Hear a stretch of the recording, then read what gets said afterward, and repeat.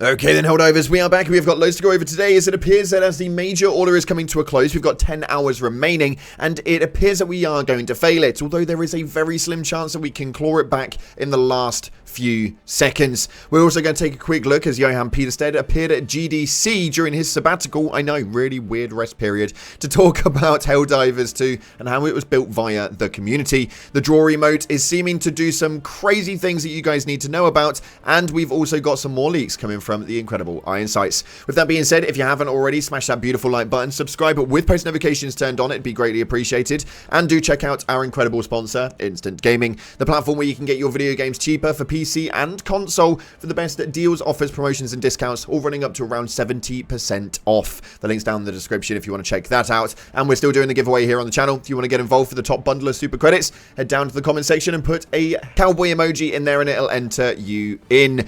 We're going to be announcing that one over the next few days. But with that being said, let's dive into the game and see what it is that's happening right now. So starting off, taking a look at the Galactic War Table, it's a very interesting one. We obviously received the strategic update for the main gambit on Julheim, and yet again we managed to fumble the bag. We have not managed to take this planet, although it was at a low 1% resistance rate. We didn't have enough Helldivers over there to complete it in time for the defense campaigns on Dolph and on Charbel. So yet again, we have not managed to clear that one off. But the main reason we haven't managed to clear it off is because everybody's jumped onto the Borgus sector to go and attack the bugs. The bugs right now are having the biggest takedown ever known to bloody man, as we are now going for the 1.25 billion Terminid kills. We are close to that billion mark, and 250 million in 10 hours does seem a little bit bleak, but it is a Sunday and Helldivers are at an all-time high. So if we can get every Helldiver onto the bug sector, we may still be able to clear off one option inside of the major order. It does seem a little bit bleak, and we are definitely grasping at straws here, but it is definitely a potential that we could get it done. The percentages are really, really low though, so if we do manage to, it's going to be in the last few seconds. So all Helldivers report to Terminid sectors. Let's see if we can actually take these things out. Your personal order for the next 24 hours is to kill 30 enemies using the Commando, which is actually quite easy at the moment because it's quite an enjoyable support weapon to say the least. And we have now finally got a Superstore update, which means that we are now losing that cowboy theme. We've got the Doubt Killer yet again making an appearance, the Lockdown, the Field Chemist, the Salamander and the Firefighter. At the moment, everybody's enjoying their time with the Hover Pack and with the Flamethrower, so I recommend giving that a go, and maybe getting hold of the Salamander or the Firefighter to give you guys the resistance you need for the fire damage. But overall, quite an interesting feature. It does make me wonder what's going to happen to the store, because right now it does seem to be a little bit bleak and there's not much movement on it as far as any new armor pieces. But now we've got that waffle out of the way from inside of the game, taking a look at what's going on in the Helldivers 2 community right now is quite an interesting one, as Mr. Johan did make an appearance at GDC and was talking about Helldivers 2. Now, the way that they actually run that is actually hilarious. They have got so much more in mind for the community than actually being a corporate buzzkill. PlayStation obviously went in on them, as there was a main titling that came up stating Arrowhead's CEO got a call from PlayStation when he said players could save their money and wait to buy Helldivers 2 until the servers were fixed. They asked me what the F I'm smoking, which is absolutely hilarious. If you do remember the launch of Helldivers 2, there were some massive server impacts. It states right here that in a GDC talk titled Helldivers 2 Capturing Lightning in a Bottle, Arrowhead CEO Johan recalled the chaos of those early days. The community was super excited about the gameplay that we had put out, and everybody clocked in and it became a wildfire. Everybody told everybody that you need to play this game, and it crushed us under success, which essentially means they didn't expect to have those numbers. I believe after speaking to the Baskinator in Arrowhead Studios not that long ago, their target audience was for around 25,000 total players, which was obviously surpassed very, very quickly. But it goes on to state that after seeing that the game was selling unimaginably fast and the problems that created for anyone trying to keep it online,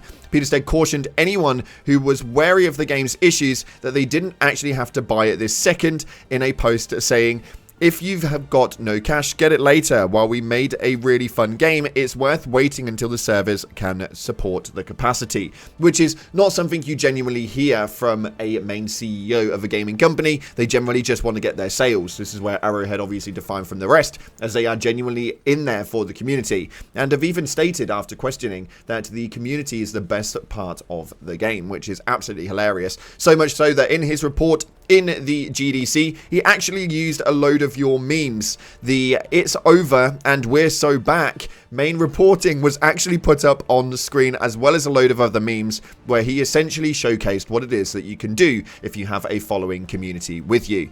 Overall, really, really nice and humbling, and it's kind of nice to see that the Arrowhead team are still not losing sight on what it is that they actually started off at the beginning. Moving into the game, though, you guys are getting really, really excited with regards to the draw emote. You've been using it for a lot of fun clips, a lot of hilarious moments, and it appears that everybody seems to be really enjoying it. As you can see via the clip on screen, you guys are using it to aim out and make sure that you can hit a draw and put them up against some automaton bots. Well, that's not the only thing that you can actually do with it, as this post actually managed to appear on the Reddit around 19 hours ago, which states that the draw emote lets Helldivers swim in water without drowning, which is absolutely hilarious. But yes, apparently you can just pop this as soon as you start to get close to drowning, and you will, well, not drown. It appears it makes you float. So it's actually hilarious to know that that is something that's in the game right now. So go ahead, give it a go. You never know, you may well save a Helldiver out there.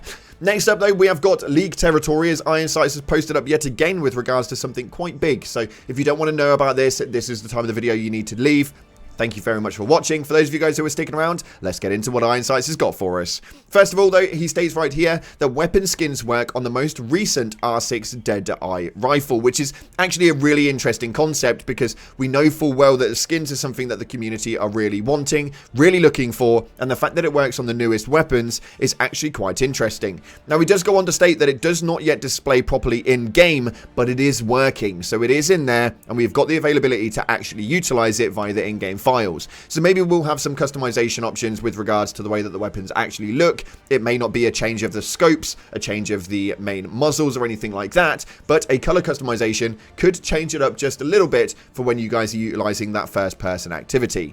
Very cool indeed, and something that I can definitely appreciate. Let me know in the comment section what you guys are thinking about that. But while we talk about the comment section, we've got to go over your top comments. This one right here states they need a General Bash tactics video that explains the gambit. Now, I don't know about you, but an actual strategic update that is on the screen and spells it out in writing is something of a, well, biggest helping hand you'll ever receive. A General Bash video is not going to actually do absolutely anything if we can't even put the writing in front of their eyes every time they land on their super destroyer. I think that the idea of the gambit is pretty much dead in the water until we can get some sort of catalog to explain everything that we did have in Helldivers 1. That's just my personal opinion, but let me know yours via the comment section below. This next one right here states, haven't heard enough people talking about the quick draw emote in the Superstore. It allows you to aim while in the emote, and you fire your pistol from the hip when you pull the trigger. Anytime I catch a lone trooper or warrior, I say feeling lucky punk, and then blast them for a quick draw stance. Space Cowboy fantasy fulfilled. Now, I absolutely love this, and I think that the fantasy of what it is that they bring from the war bonds is probably the biggest key feature of to why you should buy one.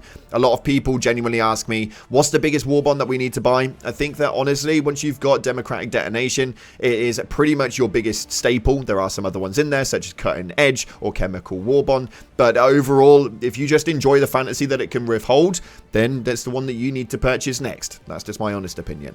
Next up, though, this one states, you're telling me Arrowhead called us brainwashed fascist in a game about being a brainwashed fascist? I don't know, man. That sounds like dissident conspiracy. That's a tort crime right there, which is absolutely hilarious. A load of you guys actually did like that one. I thought it was quite funny. But yeah, it appears that the media are really spinning this out, and we've been jumping on X and really calling out a lot of companies right now, which you guys have backed quite nicely. So it's hilarious to watch. But nonetheless, unfortunately, that's all we've got time for today. Thank you so much again for watching, guys. If you haven't already, smash that beautiful like button, subscribe, post notifications turned on. We'll be back tomorrow with hopefully a brand new major order in the midst for you. I'll see you then. Thanks again. And as always, I'll see you in the clouds.